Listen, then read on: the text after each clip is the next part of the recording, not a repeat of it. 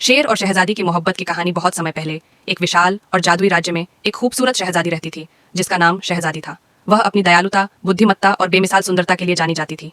उसके पिता, शक्तिशाली राजा, उसे अपने महल की ऊंची दीवारों के भीतर सुरक्षित रखते थे ताकि कोई भी अयोग्य व्यक्ति उसके पास न आ सके। राज्य की सीमा पर एक घना जंगल था जहां एक शक्तिशाली शेर राज करता था। वह साधारण शेर नहीं था, बल्कि उसकी सुनहरी फर सूरज की तरह चमकती थी और उसकी आंखों में हजारों वर्षों की बुद्धिमानी झलकती थी।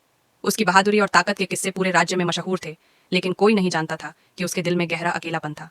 एक दिन शहजादी महल की सीमा से बाहर निकलकर जंगल की ओर चली गई। वह हरे भरे पेड़ों के बीच इतनी दूर निकल गई कि रास्ता भटक गई। सूरज ढलने लगा और डर उसके दिल में समा गया। तभी अचानक झाड़ियों में हलचल हुई और वह मुड़ी तो सामने एक विशाल शेर खड़ा था। लेकिन हैरानी की बात यह थी कि शहजादी को उससे डर नहीं लगा, बल्कि उसके दिल को एक अजीब सी शांति महसूस हुई। शेर भी शहजादी की सुंदरता और निडरता देखकर मोहित हो गया। बाकी इंसानों की तरह उसने डरकर भागने के बजाय शेर की आंखों में झांका और कहा, मैं रास्ता भटक गई हूँ। शेर ने उसकी बात समझी और धीरे धीरे उसे राज्य की सीमा तक पहुंचाने लगा। रास्ते में दोनों ने एक दूसरे से बातें की। शहजादी ने उसे महल के बारे में बताया और शेर ने उसे जंगल की आजादी के बारे में।